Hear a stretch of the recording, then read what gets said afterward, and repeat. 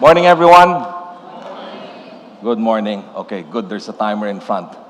Thank you for the wonderful introduction. I think by now you would know my name, Cruz of Airtel Nigeria.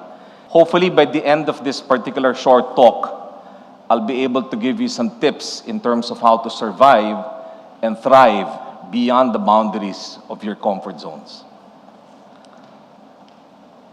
So let's first take a look at it. I believe that a lot of people are already well acquainted with the idea of a comfort zone. And of course, the fact that as well, a comfort zone after some time, you tend to be quite safe, feel unthreatened, and in a way, in your own mojo. I think most of you are already well acquainted to the idea of a comfort zone. And the intriguing notion that any zone can actually be a comfort zone. So I think as we venture from our existing comfort zones into what we would call sometimes uncharted territory, as I said a while back, it's only a matter of time before this particular new space becomes a familiar and comforting refuge.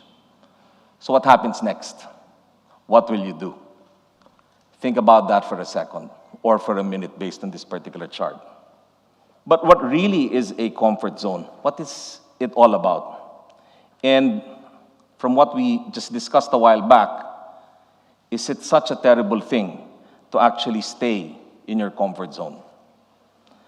The comfort zone, again, as we discussed it a while back, is often seen as a haven where we feel secure, where we feel very competent, where we are basically unthreatened. But the biggest question is it truly a safe space? And in this particular situation, would you want to be staying in this space for a long period of time? Think about that. To my mind, and based on my own experience, a comfort zone can also be a trap. If we are not careful, it is a place where technically our personal growth can stagnate, innovation slows down or dwindles, and definitely the world can actually pass us by. In my time with my previous organization, I moved in and out of comfort zones a couple of times. I started my career in 1992 straight out of the university. I was in field sales up until 1997. And in 1997, I made the first move from field sales to brand marketing.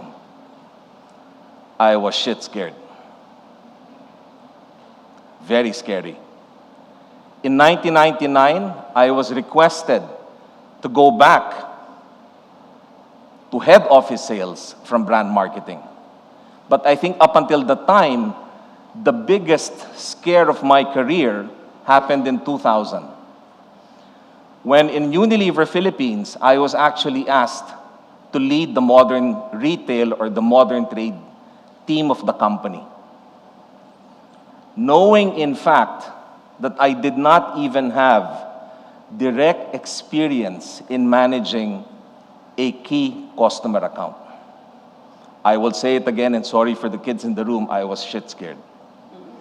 This is 2000. And again, moving in and out of comfort zones a number of times.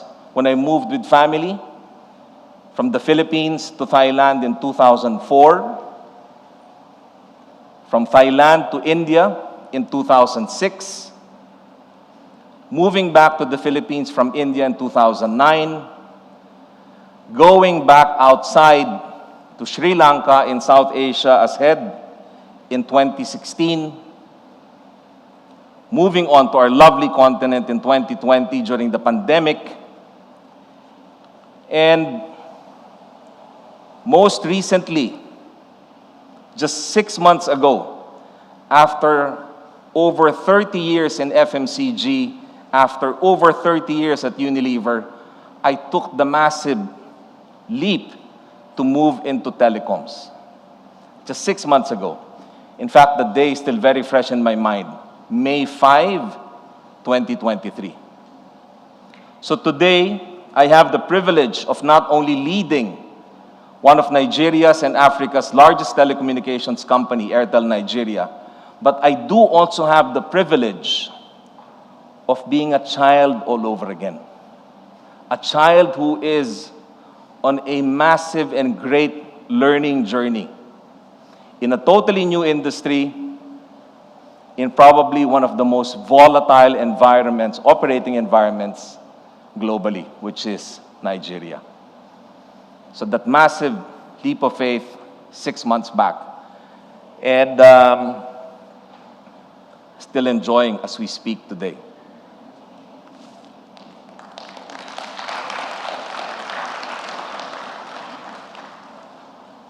So why did I do it? Why did I, put to risk 3 decades of wonderful reputation in FMCG at Unilever, reaching the very top of the organization? Why did I do it?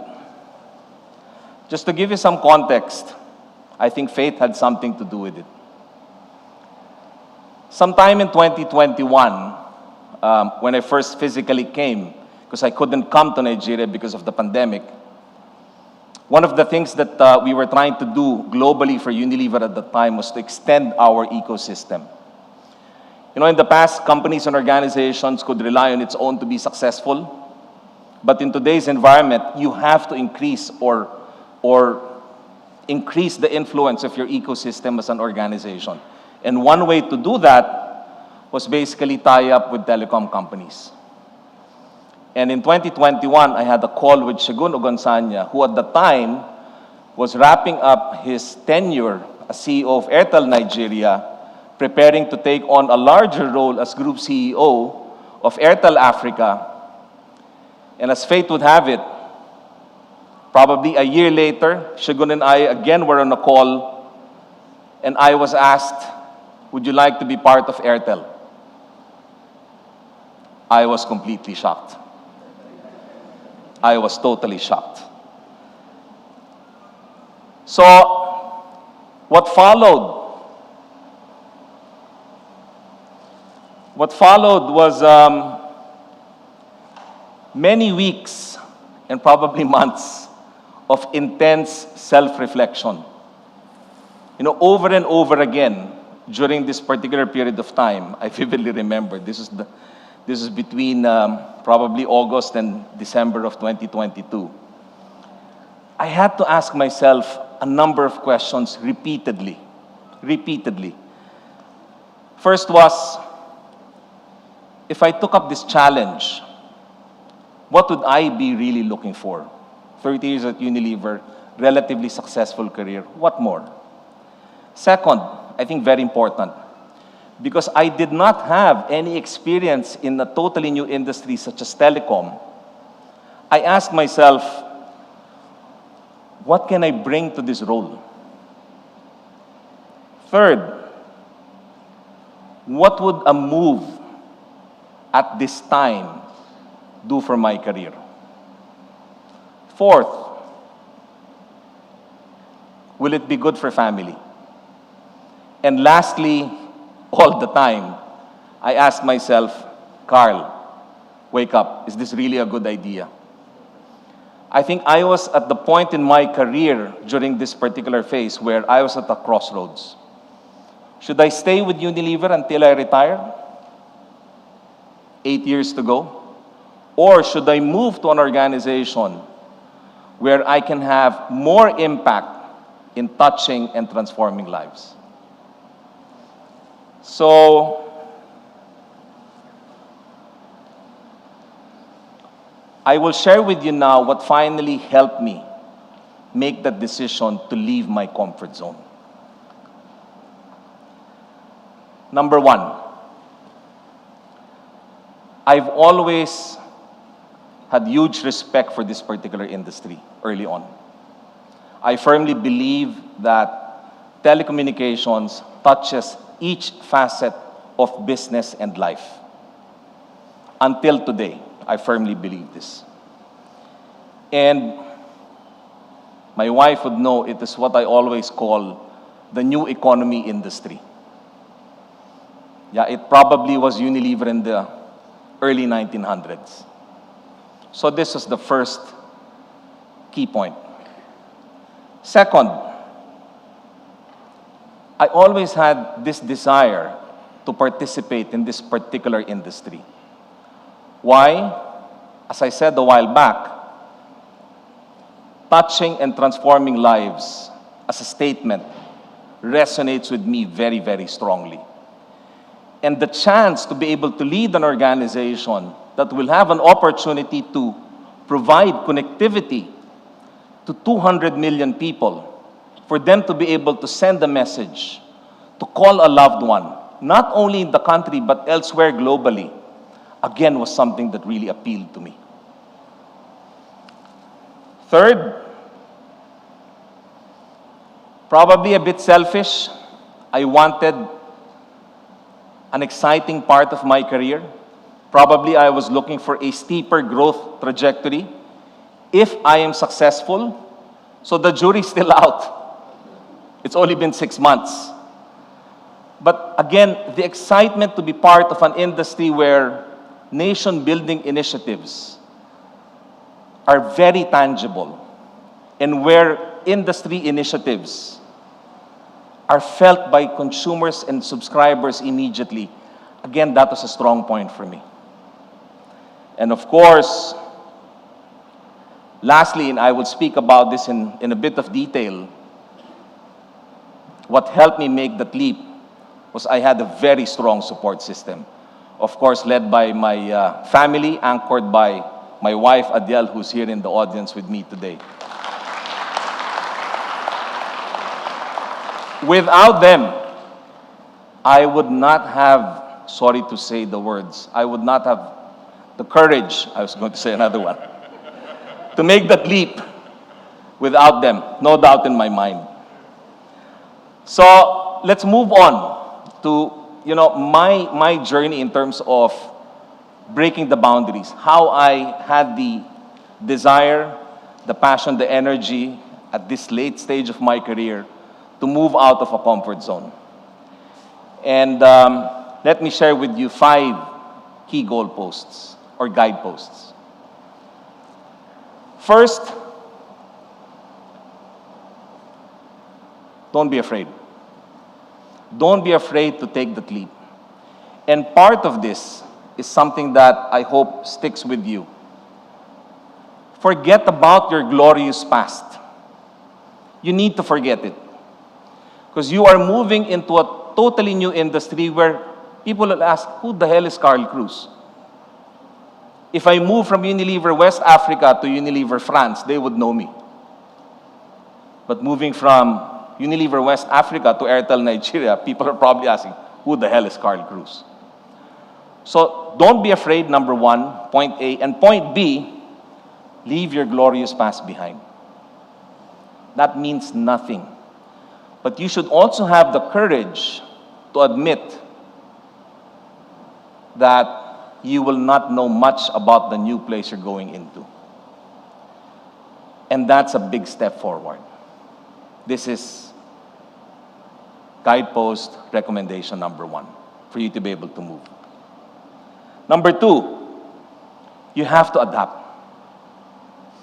In our years of moving from the Philippines to Thailand to India to Sri Lanka to Nigeria, Ghana, Francophone Africa, do I require the organizations in those markets, even if they were Unilever, to adjust to my style of working? No. Do I expect the traffic on the third mainland bridge to adjust to me? No. Do I expect the food to be like the food in the Philippines? No.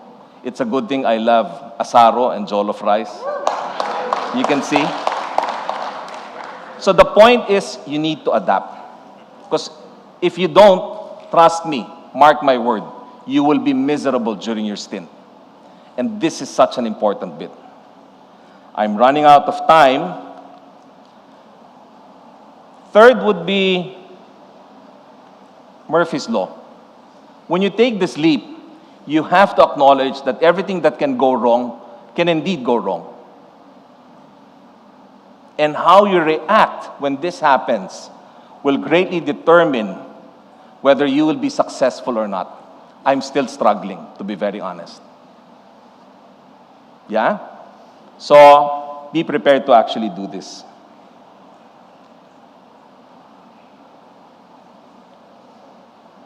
Wabi-sabi. You have to also accept the fact that not only when you move out of your comfort zone, but in everyday facet of your life, make sure that you learn from your mistakes and move forward. Nothing is always going to be perfect. Yeah? In today's environment, fast-paced, we can be perfect, but perfectly late. And the third and fourth reasons would be the time when everything goes wrong, when you don't expect, when things happen, you don't expect it the way it should happen, you will be frustrated. This is the time that you will really depend on a very strong support system. You should find your own Voltron, Justice League, Avengers, or a simple brain trust to be able to anchor yourself and keep on moving forward. It is so important. Imagine when I was having this conversation in my mind, should I leave? Can I talk to my boss at Unilever? No. Can I talk to my direct reports in Unilever, Nigeria, Ghana, Francophone Africa? No. Who will I engage?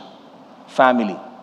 My wife, my 3 lovely daughters, my dad, my mom, my good friends from elementary who did not know shit about FMCG or telecoms. But this is my support structure. I have lifelong friends at Unilever who I can trust with my life, 2 of them, and they knew that I was planning to make a move. So when you're doing this, you have to ensure that your support system is so strong that keeps you grounded all the time. Last few charts. Sorry. That's mine. That's my Voltron. That's my Avengers. They keep me grounded all the time. You know, several times I would go home and, they would tell me, Dad, you're not the CEO. You're a father. You do the dishes. And I'm fine. Yeah, so it's so important. I cannot really overemphasize that. Finally, one last word. Stepping out of your comfort zone not only extends the path of success, but increases your own personal development. So keep that in mind. I hope I was able to share a few things with you. Forget your glorious past, because your glorious past can get in the way of your future. Don't be afraid to make the jump. You are who you are. Move forward, think forward. Embrace change, be adaptable, have a solid support system, and of course, lastly, dream big. Thank you so much.